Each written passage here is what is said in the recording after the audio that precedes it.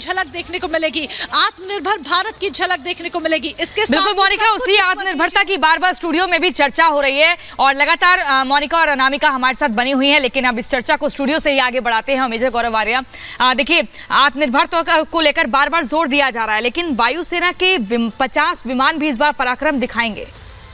नहीं, बिल्कुल ये मुझे लगता है बहुत बड़ी बात है और धीरे धीरे आप देखेंगे कि वो चेंज हो रहा है। जैसे कि अभी तेजस आया, मार्क 1 मार्क 2, प्रचंड आया, और भी प्लेटफॉर्म्स हैं फिक्स्ड विंग और रोटरी, ये सब धीरे धीरे आ रहे हैं और ये चेंज हो रहा है। लेकिन जैसे जनरल कोचर सर ने बताया था, इट विल टेक टाइम, इसमें समय लगेगा कि जब हम आत्मनिर्भरता, बहुत अच्छा कदम है, एक बहुत डेयरिंग कदम है, और इसको करने के लिए और इसको सोचने के लिए भी आत्मनिर्भर को बहुत कलेजा चाहिए जो भारत ने करा है। क्योंकि बड़ा आसान है इक्विपमेंट इंपोर्ट करना, आपने एक चेक साइन करा और वहाँ से इक्विपमेंट आ गई। लेकिन कोई भी देश अगर ये बोले ना कि मैं अपना एयरक्राफ्ट खुद बनाऊंगा, I think it's a very very big deal. अभी लोग बात कर रहे हैं, people are talking about twin engine fighter aircrafts, air force के लिए बात कर रहे हैं, वो भी डेवलपमेंटल स्टेज में है। तो हो सकता है एक दिन हम अपना राफेल के लेवल का या उससे भी बड़ा, उससे भी आगे अपना एक twin engine aircraft, Rafale is actually twin engine fighter aircraft, Tejas single engine है, लेकिन तेजस भी अपने आप में बहुत शानदार एक एयरक्राफ्ट है। वही चीज़ है, आत्मनिर्भरता इज वर्क इन प्रोग्रेस। ये ऐसा नहीं कि हमने अचीव कर लिया है, हमने 1-2 प्लेटफॉर्म बना लिए तो ऐसा नहीं है। इट्स वर्क इन प्रोग्रेस, अच्छे डायरेक्शन में चीज़ें जा रही हैं, लेकिन अभी भी काफ़ी समय लगेगा और अगर हम करते रहेंगे तो ये भी अचीव हो जाएगा, कोई बड़ी बात नहीं है। मेरे साथ जनरल कोचर सर है। सर, आत्मनिर्भर भारत के बारे में जो हम बात करते हैं, मैं आपसे शुरू करूंगा, then I will go to the other guest also. Sir, मेरा आपसे मानना है कि इतना, जैसे कि हम और चीज़ों में जो बिग टिकट चीज़ें हैं सर, उसको, और ये मेरा एक थोड़ा सा पर्सनल ज़्यादती सवाल भी है क्योंकि मैं I feel very strongly about this. हमने जैसे टैंक्स के बारे में बात करी, हमने बोला सर अर्जुन है, अर्जुन की अब धीरे धीरे एक्सेप्टेबिलिटी आई है सर। अर्जुन तो जब मैं कमीशन हुआ था 94 में, मैं तब से देख रहा हूँ सर अर्जुन को। तो मैंने अर्जुन की ट्रायल्स तब देखी थी 1994 में, महाजन फील्ड फायरिंग रेंजेस में sir. But today if we see that और चीज़ें आ रही हैं फौज में sir, there are so many things, they are saying Apache helicopter gunships will also come to the army.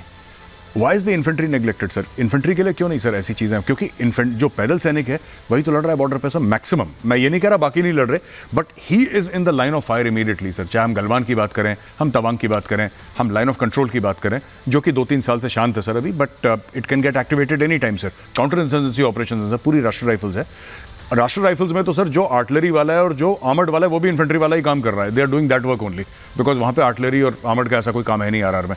तो इसको क्यों निगलेक्ट करा गया है सर?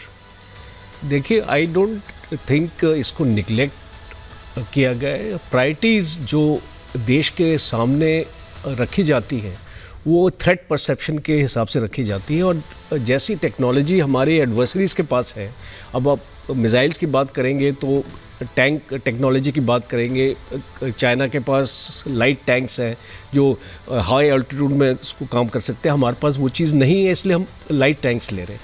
तो ये एक थ्रेट परसेप्शन की बात है, और आपने सही कहा कि एक सोल्जर जो है वो एक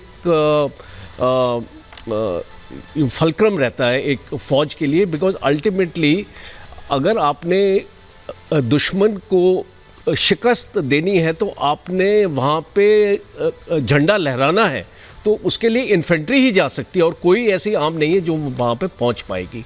एंड स्पेशली अगर आप माउंटेन वॉरफेयर की बात करें तो वो एक सोल्जर की लड़ाई है, टेक्नोलॉजी की लड़ाई कम है वहाँ पे इन्फेंट्री की ज़्यादा लड़ाई है।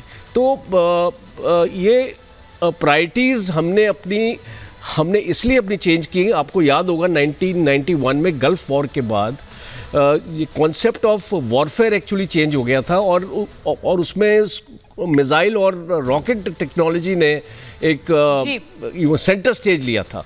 तो इसीलिए हम अपनी रॉकेट और मिसाइल टेक्नोलॉजी को प्रायोरिटी 1 अपना समझ के हम कर रहे हैं, बट हम अपनी इन्फेंट्री को निगलेक्ट नहीं कर रहे हैं। हमको इन्फेंट्री के भी काफ़ी प्रोजेक्ट्स हैं, जैसे कि AK-203 राइफल अभी आ रही है, और जो आपका सूट आ रहा है अभी इस लेटेस्ट, एक अभी इन्फेंट्री के पास एक सूट आने वाला है जिसमें सोल्जर फ्लाई कर सकेगा। 3000 मीटर तक उसकी कैपेबिलिटी है उस सूट को, उसको आयरन मैन भी बोला जाता है, और ये इसकी जो RFP ऑलरेडी हो चुकी है। बहुत ही बहुत ही महत्वपूर्ण बातें सर आप बता रहे हैं और माफी के साथ थोड़ा सा आपको इंटरप्ट करना चाहेंगे, लेकिन इस चर्चा को हम आगे भी रखेंगे। एक बार जल्दी से हमारी सहयोगी मोनिका के पास हम चलते हैं। मोनिका, देखिए आज ही कर्तव्य पथ से राष्ट्रपति द्रौपदी मुर्मू राष्ट्र को संबोधित करेंगी और आज के जो अतिथि हैं वो मिस्र के राष्ट्रपति होंगे, लेकिन हम चाहेंगे जल्दी से आप राजधानी दिल्ली से तस्वीरें हमारे दर्शकों तक पहुंचाएं। बिल्कुल, तस्वीरें हम लगातार दिखा रहे हैं। सलील, एक बार पैन करके कैमरा जरा तस्वीरें दिखाइए कि कितनी खूबसूरत ये तस्वीरें हैं, क्योंकि जगह जगह पर अगर आप तस्वीरें देखेंगे तो देखिए किस तरीके से जो चौराहे हैं उन्हें सजाया गया है और हर जगह तिरंगा लहराता हुआ नजर आ रहा है। और